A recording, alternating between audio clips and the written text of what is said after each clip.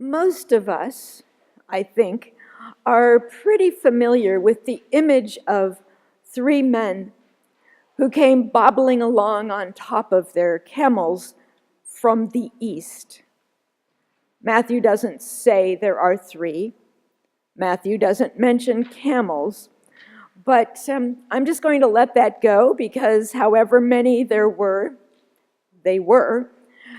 And it's pretty sure that men of this stature didn't walk all the way from wherever to Bethlehem on their own 2 feet, or 6 feet, as it might happen, because they were magi.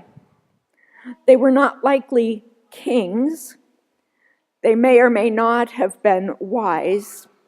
But the title Magi, given by Matthew, suggests that they were in some ways quite extraordinary.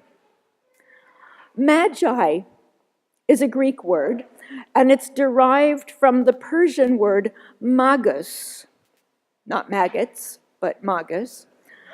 I don't know, I was thinking about that word last night and suddenly got confused. That's kind of bad. But anyway, Magus Not Maggots. And that's a term that in the Persian world usually referred to a class of men who were astrologers, philosophers, and sorcerers. Sounds like fun. And these men were held in pretty great esteem for the work that they did. They were respected and rewarded in a manner that's difficult for us with our modern sensibilities of what work we value to even imagine being the case. I don't know about you, but I don't know a sorcerer anywhere who's well paid. So these men were members of the priestly class, probably, in the Zoroastrian religion, which was the religion of the Persian Empire. And they're thought to have begun their work sometime around the 6th century BC, which would place them about 100 years after the prophet Isaiah, who we heard from, and you'll hear more about in a little while. So given that hint, we can guess that Matthew's phrase, from the east, indicates that they had traveled from some place that was, or had once been, a part of the Persian Empire. When the Magi first appeared on the world stage, the Persian Empire stretched from the western edge of Egypt on the west over to India, the western border of India on the east. I had my mapologist help me figure out these dates and pictures. But anyway, for a time, the Persian Empire actually included the lands of Israel and Judah. So theoretically, it's possible that these guys didn't really have to travel very far at all. They could have been remnants of the Zoroastrian population, just east of the foothills or something. And I guess it's just an accident of power and boundary wars that says Jesus could well have been born a Jewish subject of the Persian empires. Think of that, you historians. That would change a few stories. As it was, though, by the time of Jesus' birth, the Roman Empire had pushed the Persians much further east, making Jesus a subject of Rome. And as is sort of still the case, empires and nations and city-states and religions and peoples of this vast region were in a constant shift and shuffle of conquests and defeats and restorations, so much so that I wonder if even Matthew had any really specific idea of what he meant by from the east. Nevertheless, these men, this is what's important, these men were outsiders to the story of Israel, to the story of Jesus' people. And they were thought to be the first non-Jews to see Jesus. Magi were dreamers of dreams. They were stargazers. They carried some insight or intuition that lies beyond everyday knowing and understanding and wisdom. They had apparently read the old Hebrew prophets like Isaiah and like Micah, and they scanned the skies for a sign, for a star, and they found a baby. For them, the light of that star, however bright it may have been, became, we might hope, a minor light when compared to the radiance of the child they found in Bethlehem. They came seeking the future king of a neighboring land. I wonder, did they know that they were about to encounter the divine in a very humble place? Matthew tells us they were overjoyed to find this baby, that they bowed down and they worshiped him. The Magi experienced a profound moment, one which changed the course of their lives, and one which perhaps they shared in a manner that changed the course of many, countless lives. Theirs is a story of this God we know, being God of the stranger, as surely as God of the chosen people. That was something new, and it was good. But could these men have known what tragedy they set in motion through their visit with Herod? Did they understand the extent to which that king would feel threatened by the very possibility of a newborn king? Neither of his own lineage, he pretty sure knew that, nor sanctioned by the higher Roman authorities. If they were going to change kings, certainly they would have told Herod. Matthew tells us that the Magi were warned in a dream to return home by another route, to set aside Herod's request that they should return and tell him exactly where he might find this infant king, because Herod's intent was not worship, it was murder. I'm going to push beyond the boundaries of today's gospel story here, so bear with me a moment, because I think this is important. The Magi couldn't have known this, but simply by taking the courtesy of speaking to the local king, which would have been a pretty common courtesy in those days, the Magi had opened a door that could not be shut.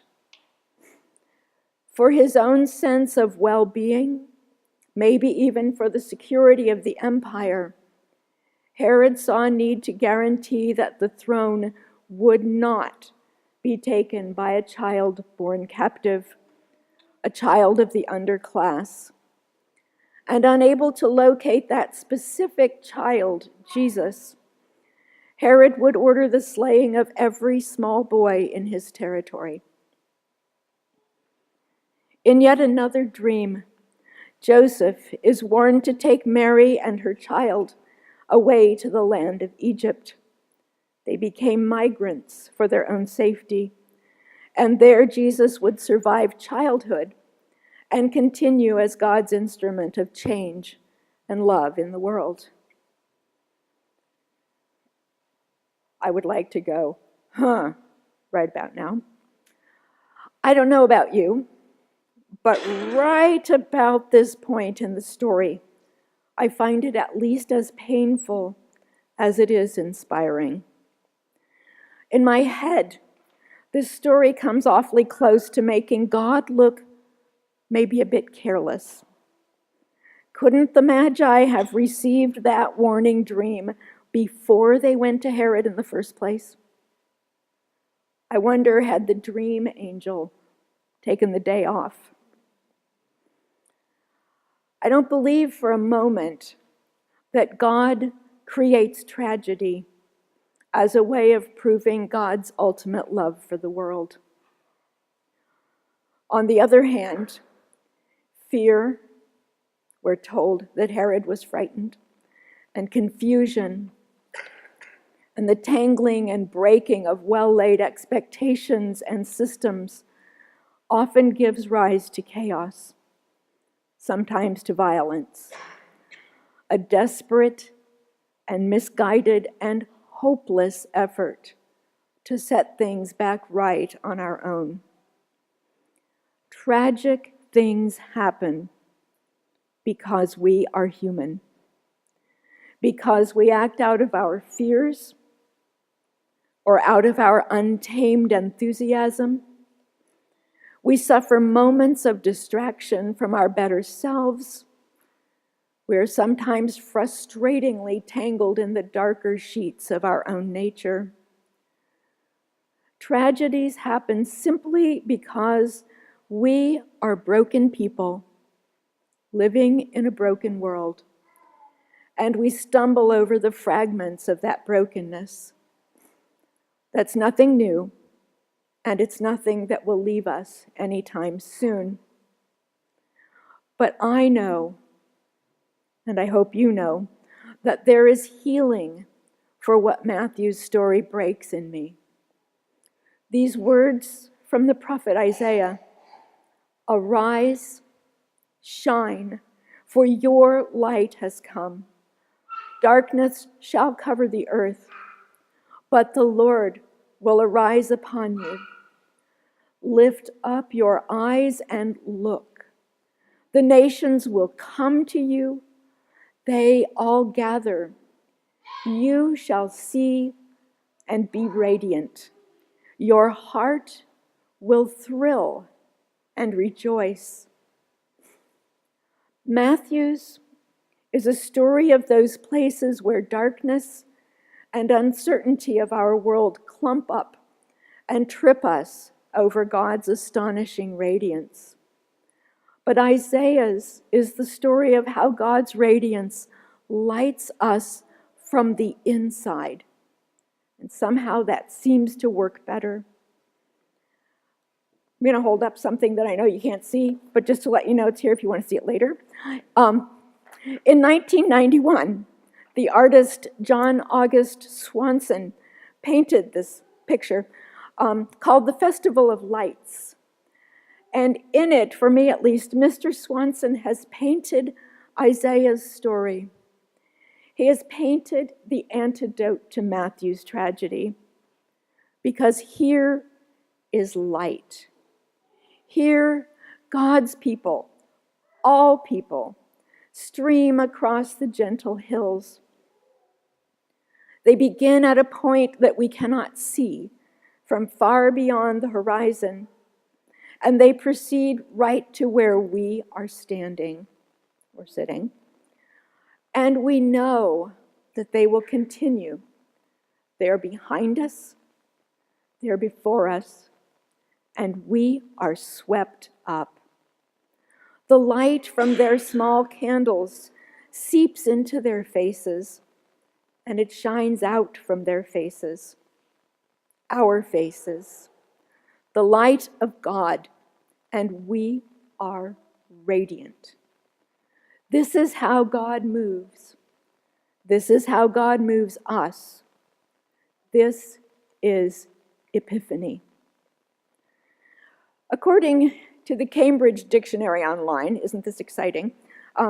Epiphany is a moment when you suddenly feel that you understand, or you suddenly become conscious of something that is very important to you. Good definition. I like this next one better, though. Dictionary.com offers this: Epiphany is a sudden intuitive perception of insight into the reality or essential meaning of something, usually initiated by some simple, homely, or commonplace occurrence or experience. I really love that part. Initiated by something simple, homely, commonplace. Always there are stars in the sky. Always there's God. Always there is us, needing the healing God and God's light can provide. Simple, homely, commonplace, epiphany. If we give a careful reading to our passage from Isaiah, from the letter to the Ephesians, from today's psalm, if we keep reading the story of the Magi, tragic as it is, but through Isaiah's hope, then we will know how Epiphany happens, how God works in the midst of our stumbling and our short-sightedness. God reveals wondrous things, fills our minds with awesome possibilities and our hearts with joy. God works by including outsiders, by setting captives free, by healing what is broken, flooding the skies with light so that the eyes of our hearts might be open. God gathers. God sparks radiance right here within us. God draws masses of people into one stream of near magical joy. God unites all things far and near into unspeakable visions, embellished by starlight and embroidered with the very essence of love. If you ever wonder or worry about how God works, you can relax now. God works through love that overcomes brokenness. Always, always through love. Amen.